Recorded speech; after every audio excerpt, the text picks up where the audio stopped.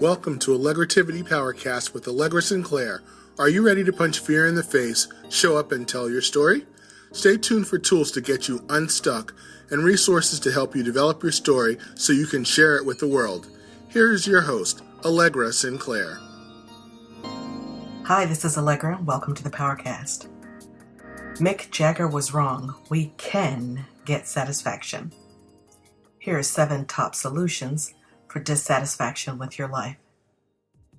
If you're at a point where you keep asking yourself, how did I get here?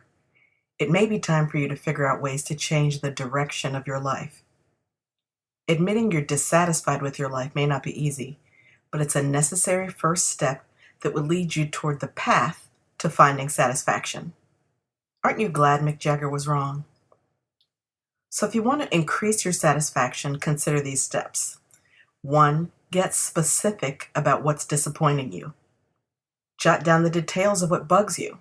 For example, if you're disturbed about the condition of your home, you think it's disorganized or messy, write that down.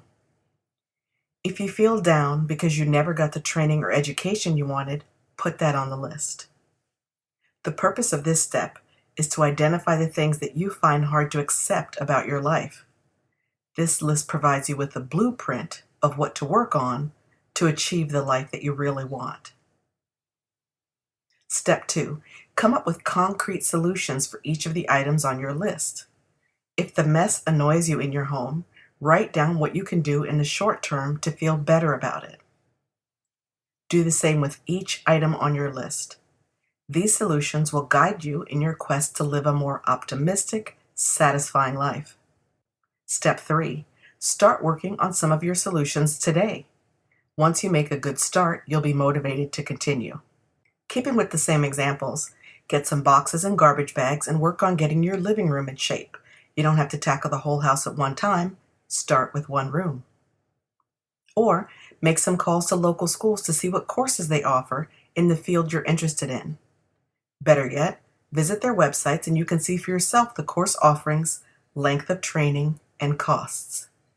Step number 4, refuse to let anything or anyone stop you from changing your life.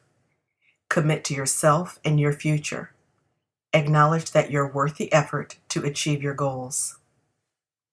Step 5, create visual reminders that you can do it. You have what it takes to move your life in the direction you want to go. Each day, be positive and encourage yourself and tell yourself that you can do it with a visual reminder. It could be something as simple as a Post-it note on your mirror, a motivating picture on your computer, whatever it is that you need to remind you every day that you have what it takes and that you can make it happen. For the 6th step, create a support team. Who do you have in your life that will be supportive of your efforts to change your life? Is there a parent or sibling, friend, neighbor, or even a coworker who might be inclined to motivate and encourage you to follow through with your life changes? Final step, don't complain along the way. It will confuse you. You've already acknowledged that there are things you want to change and you're making those changes happen. Why complain and keep reminding yourself that you're not where you want to be yet? Keep in mind that some journeys are bumpy and some are a little scary. But when you start to move towards your goals, you realize that you're beginning to love the possibilities.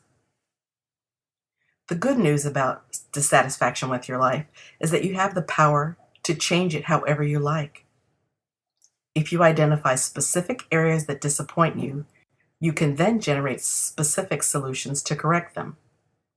When you start putting these solutions into action and refuse to let anything stop you from fixing your life, you'll start to see results.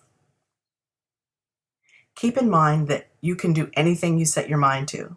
Seek support from your friends and family, but most importantly, approach your plan to fix your life with a true sense of excitement. When you carry out these steps, you'll see that anything is possible. You can get satisfaction. Before I sign off, I hinted for the last couple of episodes about a project I've been working on. Specifically in episode 3 of the Powercast, Silencing Fear, I talked about the benefits of punching fear in the throat. Those benefits included letting the world see how fabulous you are and doing the things that you're afraid to do. Do you remember that? I didn't really focus on limiting beliefs that day, but now I'm going to be all over them like a wet t-shirt. Limiting beliefs have more of a negative influence and impact on our lives than any other factor. Mercy. Some of the other power blockers are much more obvious, but limiting beliefs can be very subtle, and because of that, they're harder to identify and overcome. But I know these two truths about these sneaky beliefs. We all carry around some limiting beliefs, and we can replace limiting beliefs with limitless belief. Why are beliefs such a big deal? Because they rule your life. You will never be able to rise above your beliefs about yourself. Never, ever, ever, never. Sorry, I just couldn't resist. Our beliefs are so strong that we will subconsciously sabotage ourselves so that we don't rise above a level that we don't believe we deserve, that we don't believe we earned, that we don't believe we can maintain. If someone receives a promotion that they inwardly believe they should not have, for whatever reason, they will do something to jeopardize that promotion. True story. You may very well be dissatisfied with your life because of the effects of limiting beliefs. While all beliefs are powerful, the limiting beliefs are the ones that affect us negatively. One definition of a limiting belief is that it causes life to be less than completely satisfying. I would go one step further and say that a limiting belief is one that prevents us from being powerful. I just finished up a new toolkit called Limitless Belief that will help you put those limiting beliefs where they belong in your past. The toolkit includes a 7-step checklist for banishing limiting beliefs, along with an ebook, an audio version of the book, and a worksheet. The steps to ridding yourself of these beliefs are to challenge them, consider the source, choose differently, visualize yourself without limits, create a new limitless belief, prove the new belief, and then check your adoption and new power levels. Your limiting beliefs don't just affect you. They can hinder your friends and family, not to mention those who won't be helped if you don't get out of your own way and start telling your story. If you're tired of letting limiting beliefs rule your life, visit allegrasinclair.com/limitless and check out the toolkit I have for you. It has a great introductory price because I really wanted to make this available to as many people as possible.